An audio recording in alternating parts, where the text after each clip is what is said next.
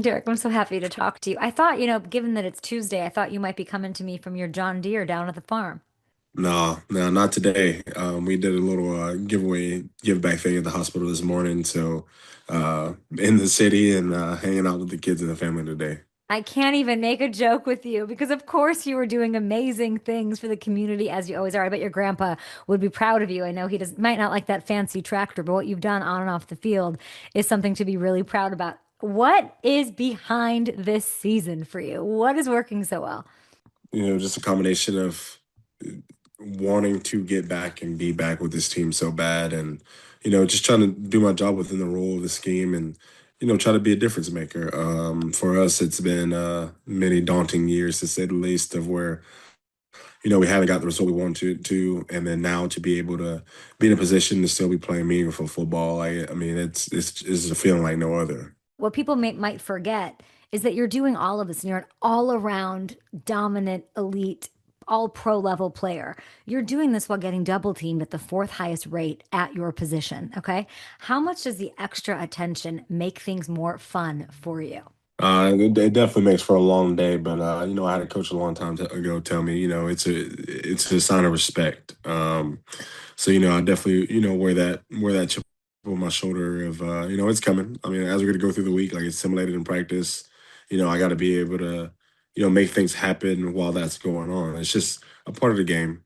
So I mean, I think it's not the best thing to have to deal with all day on a Sunday, but I tell you what, like it's become routine at this point. Seventh defensive tackle for 4+ sacks, 45+ tackles, and it's 7+ passes defensed. And Mm. I want to hear you say it. I don't think you're gonna say it, but I sort of think I'm convinced that you're like the Wemby of the NFL. I think you're like not given enough love for your skills and the craft of defending a pass and swatting, what that takes, the work it probably takes to make that happen. Can you walk me through like the trick of the trade there? What is the key move in being great at that at your position? And, I appreciate the hype of it, but I tell you what, to be honest, like it's just trying to mirror the hand and like putting your hand up and praying to God that you get your hand on it. It's one of those days where like, I can almost, kind of tell where the trajectory of the ball is going. So let me just put my hand that way. And I've been fortunate to catch more than a few this year. So it's been a good thing. So I just throw them up there and hope they hit. Derek, let me hear the prayer. What are you saying? Who is it? No, What are you saying? just please God, let me freaking knock this ball in there. Please, just anyway, tip down, tip up. I mean, it doesn't matter. Just let me knock it in there and somebody get it. Well, it sounds like your prayers are being answered. It's unbelievable. You have 7 passes defensed. You lead all defensive tackles this season. You have 28 since 2020. That is the most at your position. You're the best at that. What does that feel like? You are the best at that. God, no God, whatever's working, the best.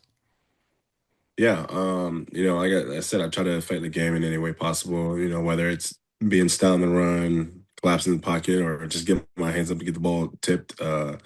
Just being able to tip the ball in the air means that somebody behind me has an opportunity to be able to get that ball on my side, and also it prevents where it was supposed to go. Who's the goat at it? I mean, like Cam Hayward kind of did it. I think I see it a lot too. Like, I mean, Calais did it for a long time. Mm. I mean, Calais also, not only a, future Hall of Fame defensive player, but also like, I mean, the guy's a field goal blocking machine. Like, he tip passes. I mean, you name it. He did it all in that sense. Who's a DT on another team that you love to watch? I think our defense is very similar to the Steelers. So I spent a lot of time Mm. watching Bam. Spent a lot of time watching, obviously Chris. A lot of times watching Dex. I mean, we played a few teams back to back weeks, so just kind of seeing how they block him and trying to figure out what to expect for myself. I'm asking you that because we need to get you this Pro Bowl. I know that is very much on the agenda. I am the president of that fan club, but it's also a little strange to me you don't have an All Pro yet. And I do think that this is the year. And I know that I don't know what that will mean to you. I don't know. I would love to hear what that would mean to you, but almost in the lens of the respect that you so clearly your entire career have had for your peers. in that group? Like to be among the best representing them, what would that mean to you? I mean, it would mean a lot of respect from my peers along the way. I try to go out, play the game dominant, play the game clean, but it's one of those things where at the end of the game, you want to be able to let the man across from you know that you got the best of him. But it's definitely would be an honor for sure. Your quarterback. Let's talk about him. My Mhm. goodness, he's so fun to watch, not just a fun story to root for. There's something about this gentleman. He turns it on as a fan. He turns it on and he plays at a different level when the stakes are high, when some people melt. It's just true. He proved it at the end of last season, and now we've got even more on the line. And congratulations on all your hard work, your entire career to get here. It's very cool. Are you feeling or picking up any vibes, any evidence that anticipates a repeat of what we saw in the final three games last year? It's hard to speak on that, but I mean, I tell you what, he's playing damn good football right now, and he is confident in what he's doing. He's confident in the play calls coming in. He's confident in getting his reads down, and then if it isn't there, he's confident in getting out of the pocket and going to go fight for the first down himself. It's just I think his personality is starting to, come out the shell a little bit. And, I think that's a good thing to see in the building every single day. But I mean, he's not a man of many words, but when he speaks, everybody listens. And, I can appreciate that. I've been the same way. And, but like I said, like when he's on the field, like his swag about him is starting to come out. I can see that. How would you describe that personality as he's letting it show? What is his personality like right now in 2025? I mean, he's all about the guys, right? Like he's all about those other 10 guys on the field with him. And, no matter what, like, he's telling them, hey man, whatever, like that's last play. Let's get back into it. And I think just that confidence in the leader in which they look to at the time that, something didn't go right or, something's just up in the air right now, then like that's what gives those guys the ability to shape back and get ready to go for the next play. Mm.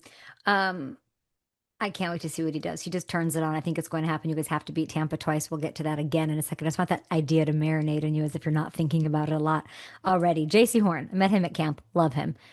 Loves the one-handed interceptions. However, they come. He has a career high 5 picks this year.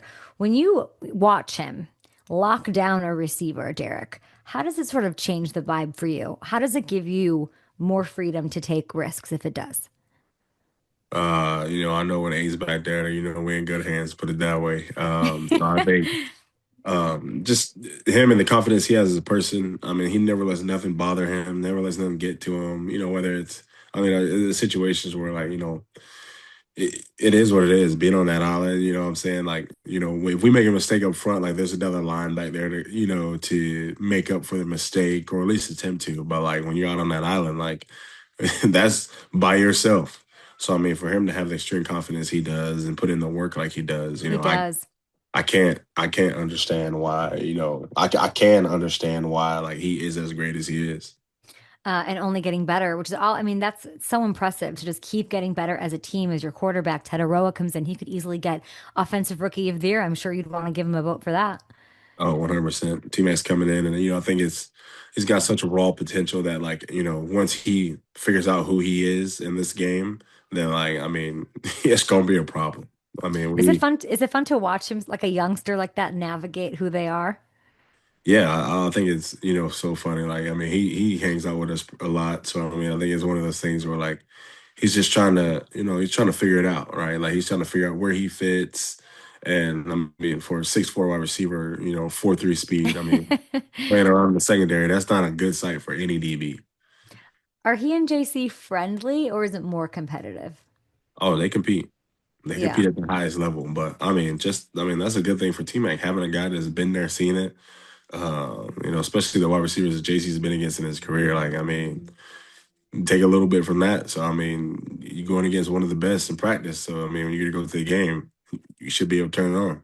It's so true. It doesn't take anything away from T Mac, and he's got the most receptions among rookie wide receivers. He could very well get that knock for Offensive Rookie of the Year. But JC makes him better. It was obvious that day in practice. It was so hot. I remember eating Oreos. I'm like losing 10 pounds of water weight, sweating. You guys are so working so hard. But these two, JC's picking off Bryce in the end zone. It was like very competitive in practice. And I kind of like that they give each other that. And I like, speaking of competitive, Baker's a former teammate of yours. Oh yeah. So how does knowing him change the dynamic for these two games? Definitely love Baker as a person, but you got to treat him as as he is. He's the opposing team quarterback this week, and I sit there and I treat him like everybody else, and I'll break down the film on him just like I do all the others. You're fighting for your very first playoff berth. So well deserved. You are getting the votes for your very for another Pro Bowl, which everybody can go and vote for. I certainly am. All you have to do to get in the playoffs, all you got to do, Derek, is beat Tampa twice. Is that easier or harder than it sounds? I think the task ahead of us is a hard challenge, right? It's hard enough to beat somebody once, but to go out and have to do it two times in 3 weeks. I mean, it's a tough challenge, but that's what we live for. We're gonna have to go out here and execute it our fullest, and then turn around and execute again. And that's one of those interesting things where you play somebody once and they kind of get a beat on you, and then you turn around and play them again, and you got to change everything up. So I think it'll be interesting. It's something that I feel like we're in position to handle Hmm. in the sense of this opportunity that we have. So I'm excited about it. If you could give an award, now we're talking all these awards, Offensive Rookie of the Year, and if you could give an award to your coach, what would that award be? Most what? I think like most consistent. I mean, he is Hmm. the same guy consistently day in and day out. Like no matter if we win, no matter if we lose, like he's not gonna come in and he's not coming in ready to go to war about it. Like he's coming in like, okay, guys, this is what we're gonna do. We're gonna sit down.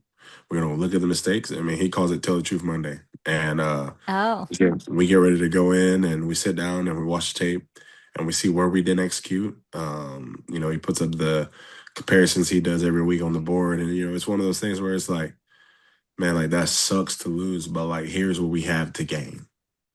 hmm. So Most he's definitely most consistent, most positive for sure.